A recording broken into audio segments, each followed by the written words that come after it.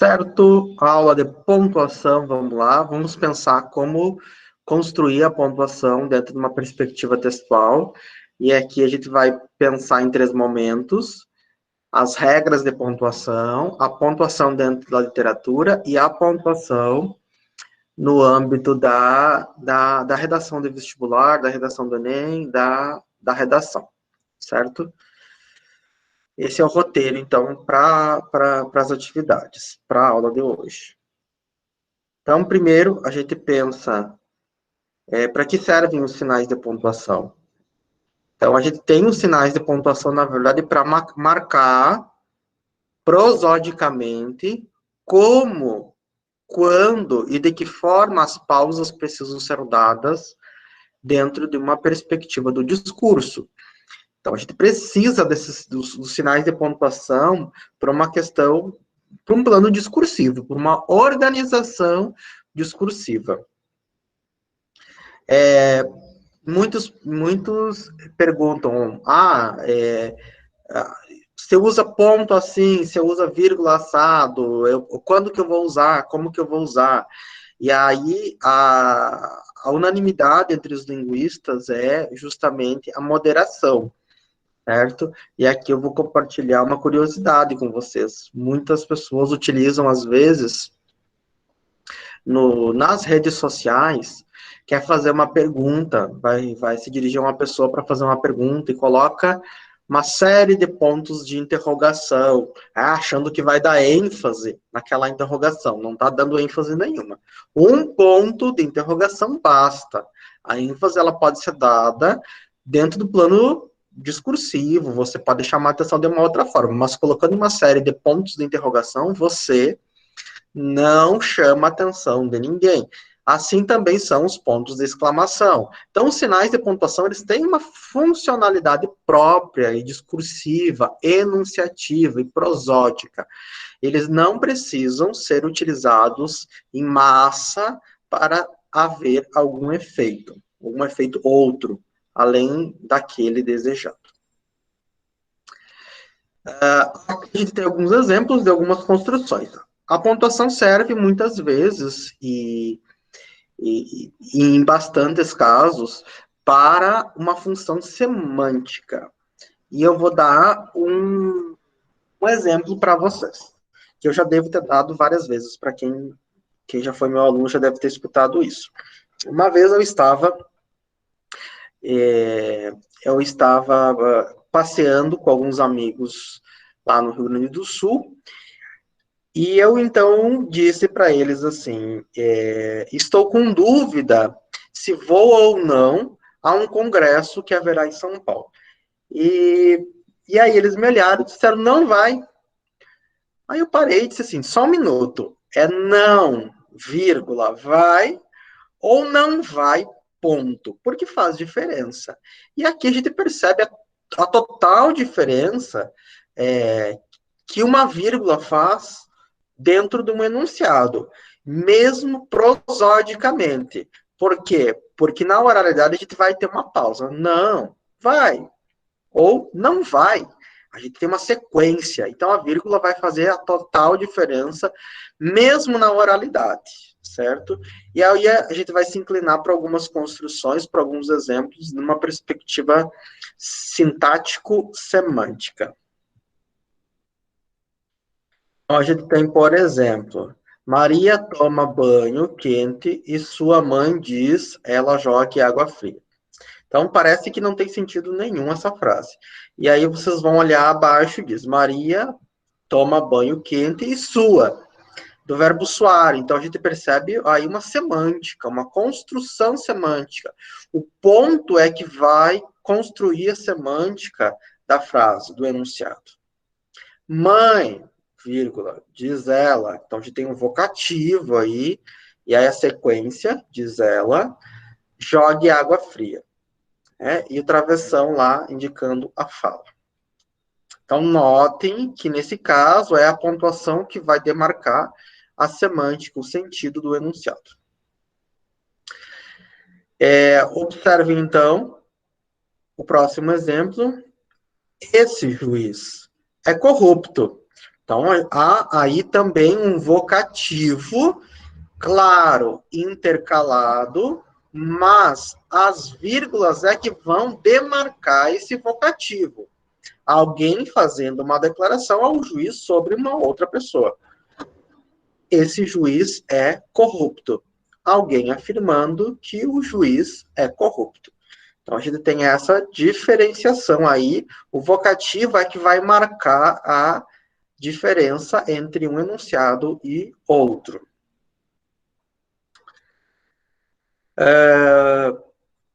Onde você vai passar a Semana Santa? Na Cidade Maravilhosa. A pessoa vai a uma cidade muito boa. Onde você vai passar a Semana Santa? Na Cidade Maravilhosa. E aí a gente tem novamente o vocativo. A pessoa vai passar a semana na cidade e faz um elogio para a pessoa que está perguntando, chamando de maravilhosa. Então, nesse caso, a gente tem novamente um vocativo. Tem uma interferência prosódica, tem uma interferência de fala, mas é a pontuação que vai delimitar a semântica do que está sendo requisitado como comunicação. E aí a gente vai lembrar as funções dos sinais de pontuação. Primeiro, então, a gente tem o ponto. O ponto final ele é utilizado em que circunstâncias? Basicamente, ele é utilizado para indicar o término de uma frase, de um período, que pode ser simples ou composto, certo? Primeira pergunta da noite, qual a diferença de um período simples para um período composto? O Wendel, por favor, anota, que eu vou escolher um aluno no final para responder. Hoje haverá aula de português. Eu tenho um período, tenho uma oração, aliás, tenho uma frase com sentido completo, estou finalizando com ponto. Faça o favor de me passar o caderno. Também. Tenho um sentido completo e tenho o ponto. O ponto também pode ser utilizado em quase todas as abreviaturas, né? Como fevereiro, como habitante, como rodovia. Tá? Tem um caso, uma exceção, onde não se usa ponto nas abreviações, que são as unidades de medidas do SI. Metros, milímetros, centímetros, hora, minutos, não são abreviados, mas a gente não usa o ponto no final dessa abreviação. A menos que a frase, a abreviatura esteja encerrando a frase.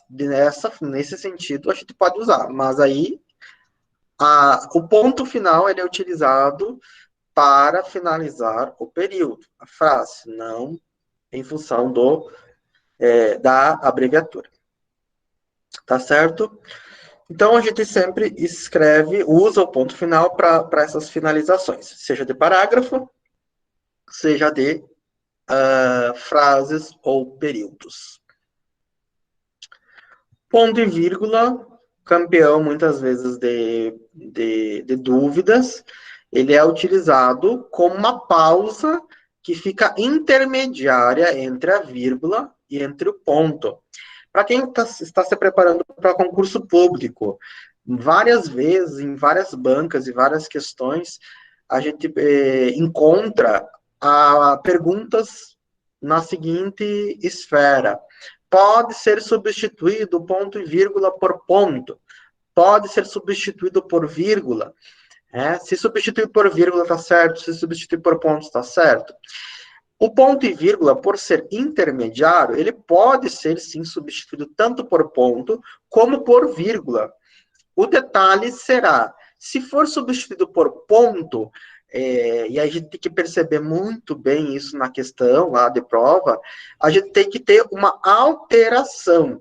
Então, colocou o ponto, qual é a alteração que tem que ser feita? A palavra da sequência vem com emprego de maiúscula. Então, é legal perceber isso. Ponto e vírgula pode ser substituído por vírgula, pode ser substituído por ponto, mas com o cuidado de que, se for por ponto, haverá alterações. Então, a gente está usando, pode ser usado aí na letra A, Um exemplo A, para separar orações coordenadas que têm um certo sentido. Criança foi uma garota sapeca. Moça era inteligente e alegre. Agora, mulher madura tornou-se uma doidivanas. Então, a gente tem a separação aí de períodos, aliás, de orações coordenadas por ponto e vírgula.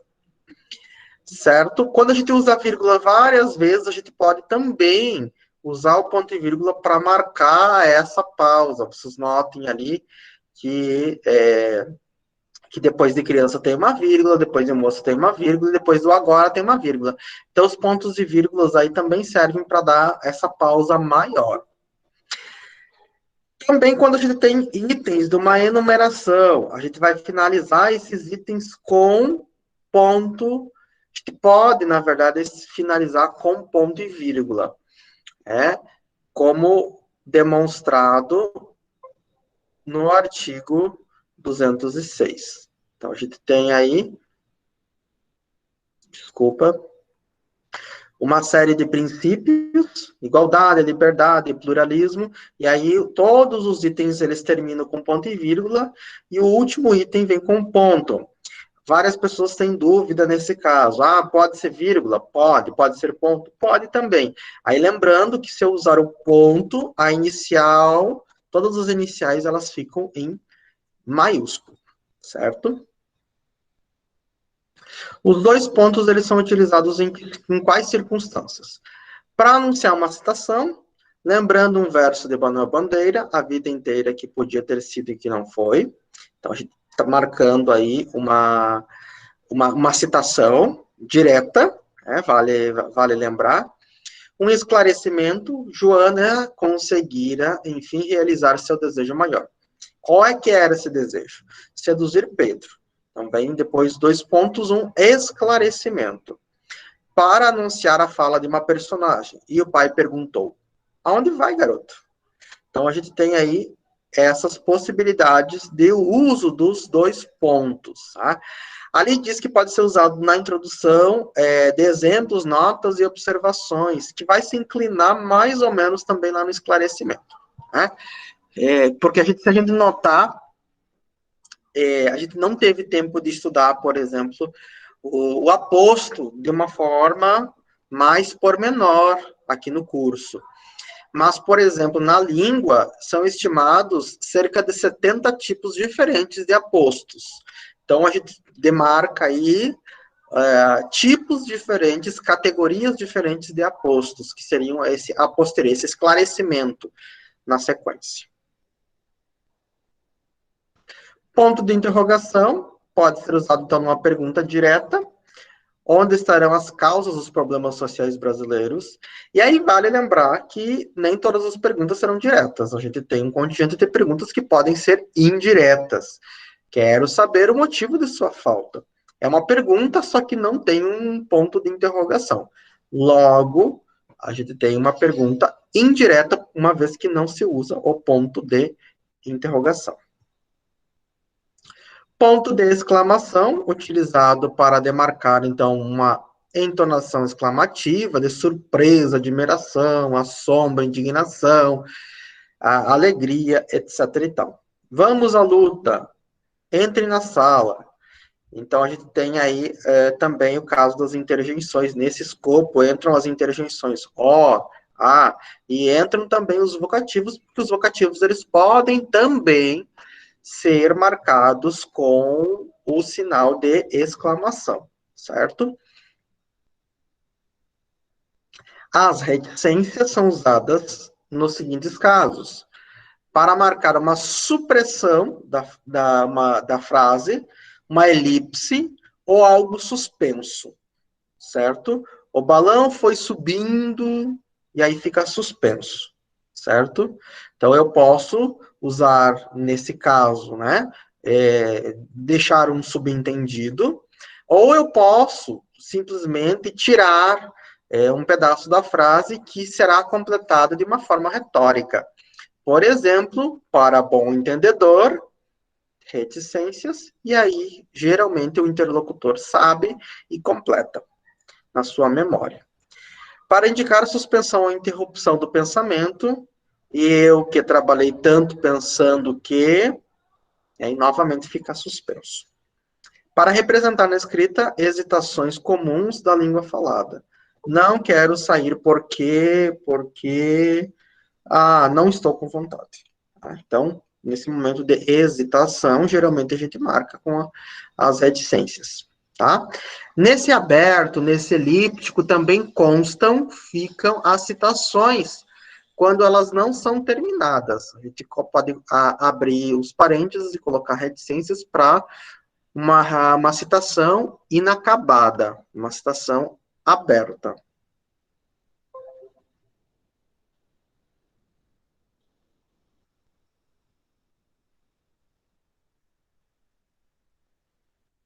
A vírgula, talvez a maior causadora de problemas, de dificuldades, de assombros na língua. Vai marcar uma pequena pausa, e geralmente ela é utilizada em alguns casos específicos, e esses casos que são polêmicos, né? Nas datas, para separar o nome da localidade, aí nenhuma dificuldade, né? Cabrobó, 28 de novembro de 2011. Aqui, geralmente, a gente utiliza nas comunicações formais, e geralmente, hoje, a gente não tem usado, né? Na verdade, na comunicação formal, muito o escrito, o impresso.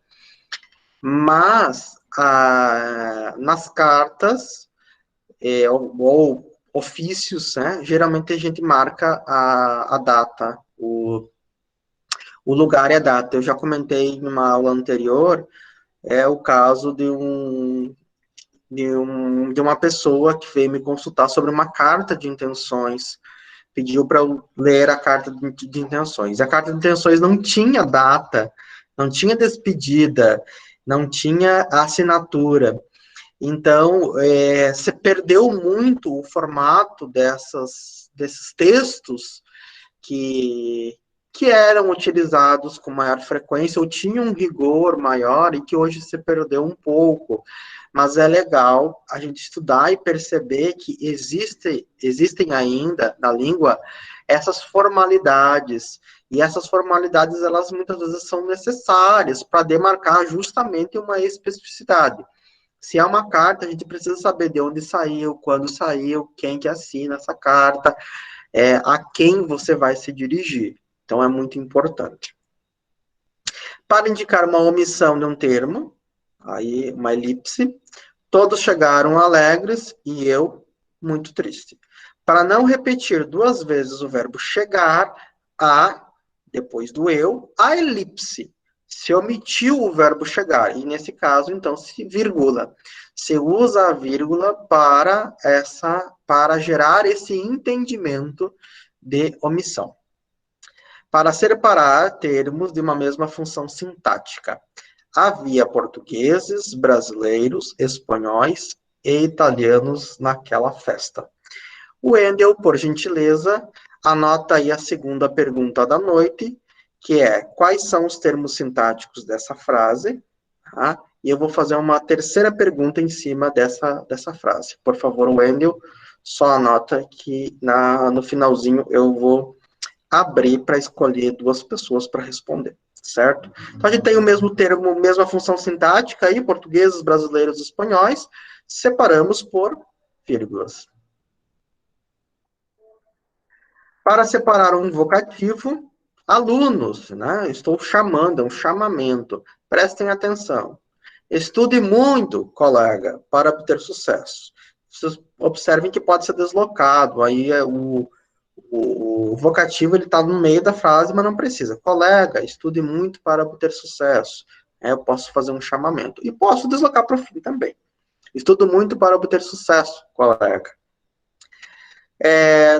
Em aposto, Cabrobó, a terra da cebola, é uma cidade hospitaleira. Então, a gente tem aí as vírgulas para demarcar um aposto. Lembrando, o que é um aposto? É uma explicação do termo anterior, ou do enunciado anterior, do trecho da oração. Trecho anterior da oração, não da oração anterior. Para isolar palavras e expressões explicativas ou restritivas, a saber, por exemplo, isto é, ou melhor, aliás, além disso.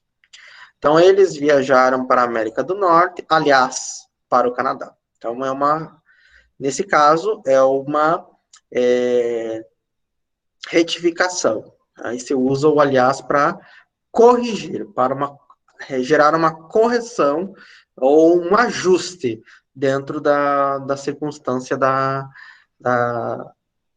do período. E aí os outros casos, né? A saber, para introduzir um exemplo, por exemplo, para introduzir um exemplo, isto é, para explicar, ou melhor, para dar um pormenor, ou também para explicar, ou reexplicar, ou dizer de outra forma, e assim sucessivamente. A gente vai usar aqui, vale dizer, que os conectores todos são virgulados, tá?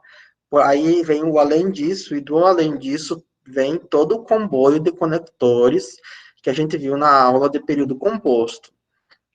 Mas, porém, todavia, contudo, entretanto, pois, já que, visto que, de modo que, e assim sucessivamente. Certos conectores, eles são virgulados, e aí a gente vem com o complicador da língua, porque a língua não pode ficar assim sem complicar, as regras da língua não podem ficar assim sem complicar. Há uma exceção, que as conjunções coordenadas e ou, elas não são virguladas. Aí a gente tem, por exemplo, saímos cedo, mas perdemos o ônibus. Aí o mas está posto, a vírgula vem antes para marcar essa pausa dada pela conjunção coordenada sindética adversativa. Agora, a sindética aditiva e a sindética alternativa ou não tem vírgula, não são virguladas. Saímos cedo e chegamos tarde. E aí vem a exceção. Aí vem a exceção. Na verdade, o e e o ou são exceções, e aí vem a exceção da exceção. Porque quando o e estiver posto em um período em que a primeira oração tem um sujeito e a segunda oração tem um outro sujeito, a gente obrigatoriamente virgula. Esse e tem que ter vírgula. Observem como que fica ali no exemplo. Todos nós cozinhamos. E Ana fez a sobremesa. Por que essa vírgula está aí antes do e? Por conta dessa exceção. O sujeito da primeira oração é diferente do sujeito da segunda oração. Quem é que cozinhou? Todos nós. É um sujeito. Quem é que fez a sobremesa? Ana. É um outro sujeito. Então, quando os sujeitos forem diferentes, isso valendo apenas para a conjunção e, a gente tem uma obrigatoriedade de virgular. Por que aquele e lá da oração do período anterior não foi virgulado? Saímos cedo. Quem é que saiu? Nós. Agora que eu observei que o S está minúsculo, vou arrumar depois. Chegamos tarde. Quem é que chegou? Nós. O sujeito da primeira oração é igual ao sujeito da segunda oração. Então, nesse caso, não vírgula. Certo? Depois vocês podem perguntar, caso seja necessário.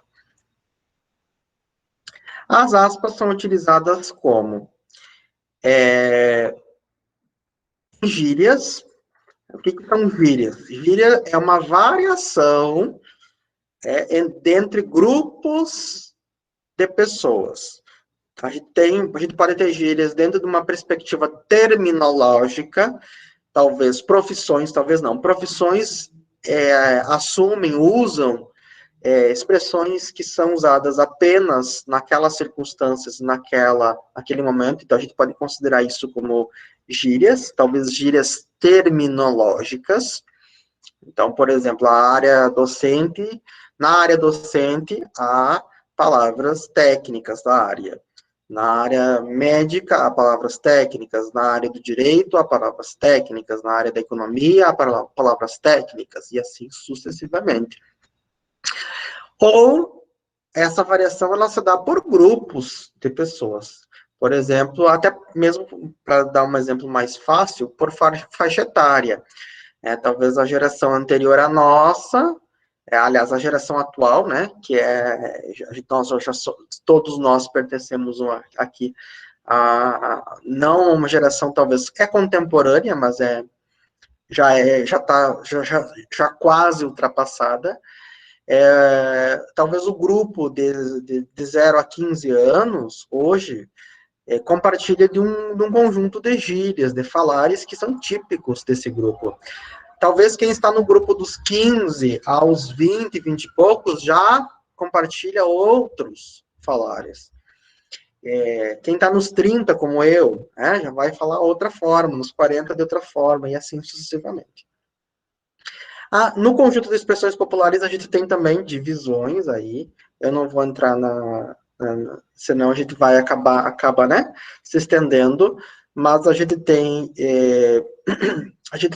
dentro da paramiologia, que é o estudo de expressões populares, e é uma área da linguística, né?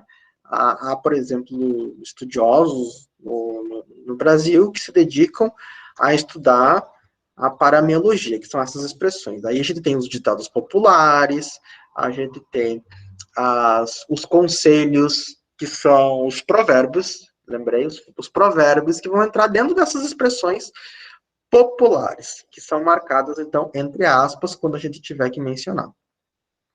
As citações diretas, vale ressaltar, sempre entre aspas. Então, a gente anuncia quem disse e depois o que disse, abrindo aspas.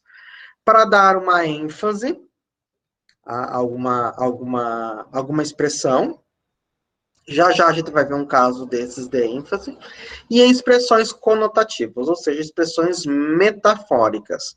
Quando o autor quer dar um sentido mais polissêmico àquela expressão, ele vai marcar geralmente entre aspas. E aí, em dois momentos, agora não vou comparar, porque não tem como comparar, mas eu vou apresentar dois casos, duas circunstâncias do funcionamento da pontuação na literatura e o funcionamento da pontuação em uma produção um pouco mais formal, que é uma redação do vestibular, tá? E aí eu vou falar nos dois textos. Estou numa semana saramagueando bastante. Eu terminei há poucos dias o livro Intermitências da Morte, e inclusive ontem eu fiz, né, uma pequena apresentação no Sarau Literário sobre o livro, e Saramago consegue sempre nos surpreender. E aí, esses dois exemplos, eles vão derivar de um pensamento mais saramaguiano. O exemplo da literatura é um trecho do Intermitências da Morte, que foi o livro que eu acabei de ler, e já puxando aqui uma propaganda, no mês de outubro, o projeto que eu coordeno, Poéticas do Sertão, vai fazer uma homenagem a Saramago, e a gente vai ter vários momentos para discutir Saramago ao longo do mês de outubro. Então, vamos para... E aí, a gente tem que pensar também que Saramago tem toda uma maneira de ler. A gente precisa... E Saramago talvez não seja para um leitor comum, porque tem toda uma questão, e aí a pontuação ela vai assumir uma importância muito grande dentro da obra de Saramago, dentro de todas as obras de Saramago. E aí por isso que eu separei em trecho de Intermitências da Morte, para a gente perceber como funciona essa pontuação e como Saramago trabalha, né, fabricando literatura usando ironicamente a pontuação, certo? Eu vou fazer a leitura corrida e depois eu vou parar para algumas observações, certo? Passava muito da 1h da madrugada quando o violoncelista perguntou: quer que chame um táxi para levar ao hotel? E a mulher respondeu: não, ficarei contigo, e ofereceu-lhe a boca. Entraram no quarto. Despiram-se, e o que estava escrito que aconteceria, aconteceu, enfim. E outra vez, e outra ainda. Ele adormeceu, ela não. Então ela, a morte, levantou-se, abriu a bolsa que tinha deixado na sala e retirou a carta de cor violeta. Olhou em redor como se estivesse à procura de um lugar onde pudesse deixar. Sobre o piano, metia entre as cordas do violoncelo, ou então no próprio quarto, debaixo da almofada em que a cabeça do homem descansava. Não o fez. Saiu para a cozinha, acendeu um fósforo humilde.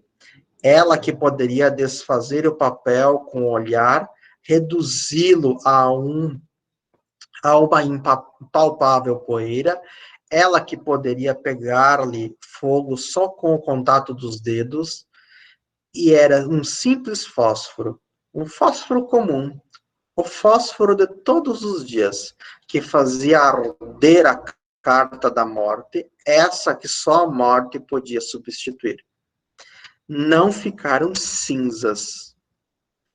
A morte voltou para a cama, abraçou seu homem e, sem compreender o que lhe estava a suceder, ela, que nunca dormia, sentiu que o sono lhe fazia descair suavemente as pálpebras. No dia seguinte, ninguém morreu. Tá? Talvez vocês não entendam nada, talvez vocês entendam tudo, e talvez vocês vão precisar ler Saramago. Tá? E é uma dica para vocês irem ler Intermitências da Morte. Vocês podem observar aí no trecho inteiro que não há uma regra de pontuação, apesar de, ao mesmo tempo, haver algumas regras. Por exemplo, ele adormeceu, vírgula, ela não.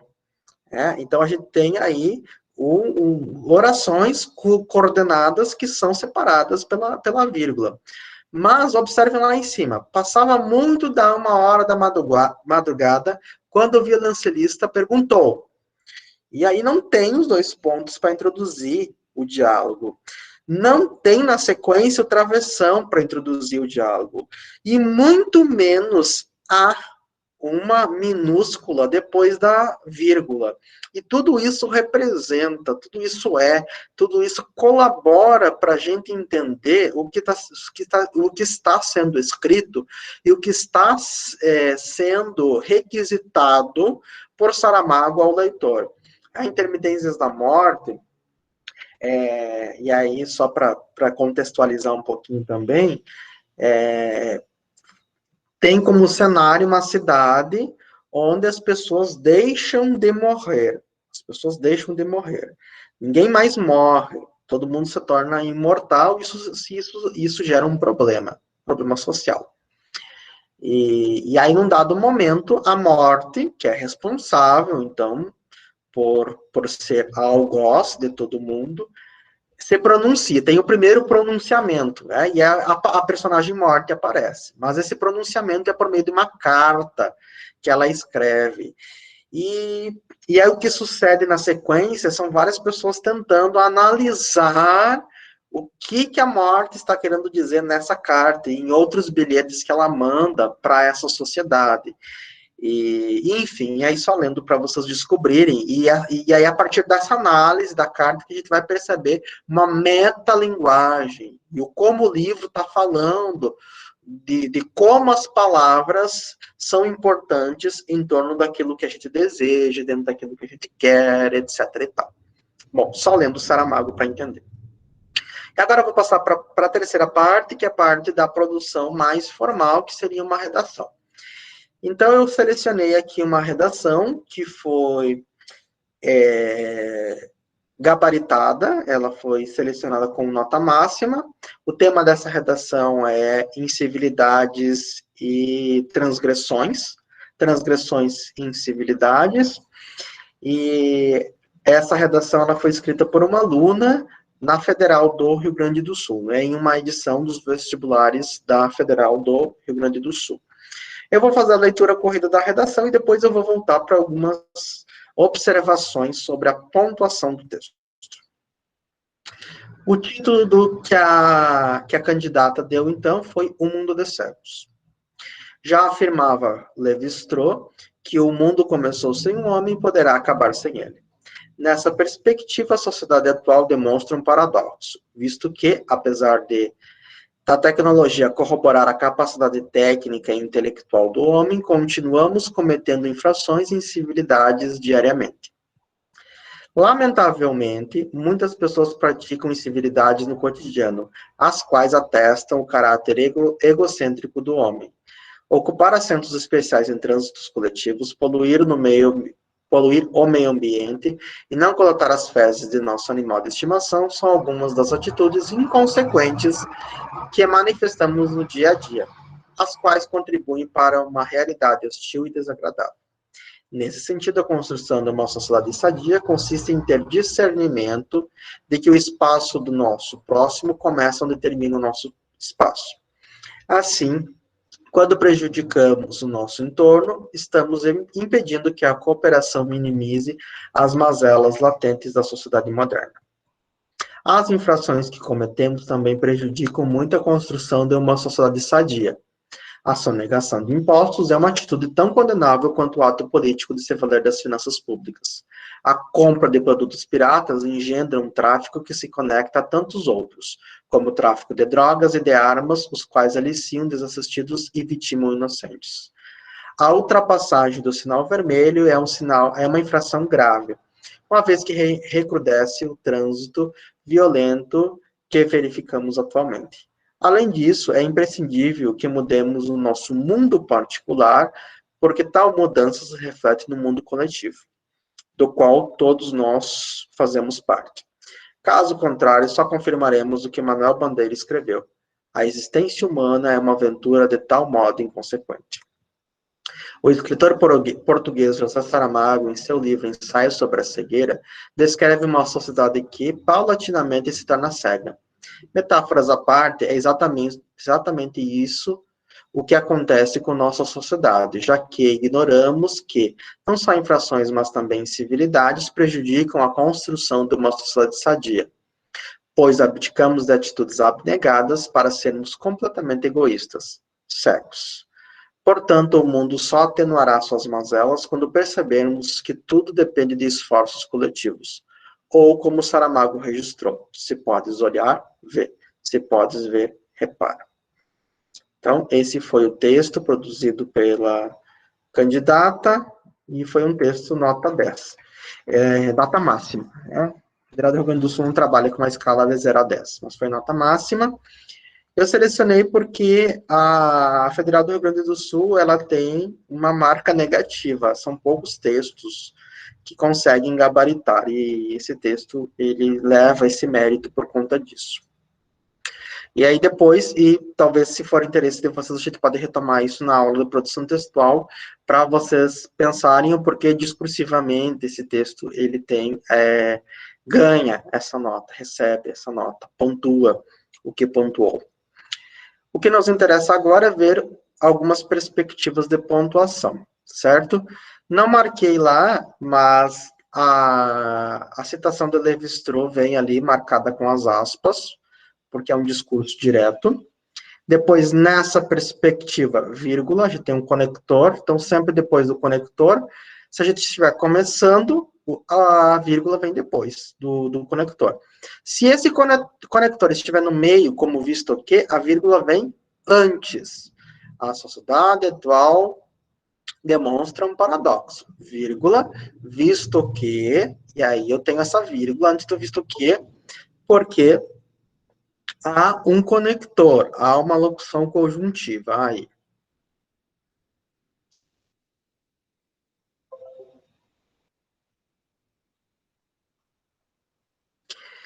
Talvez vocês pensem, bom, mas há uma outra vírgula depois do visto que. E essa outra vírgula não tem a ver com o visto que. Essa outra vírgula tem a ver com a sequência, com o apesar. Que o apesar, ele vai introduzir uma oração subordinada adverbial concessiva.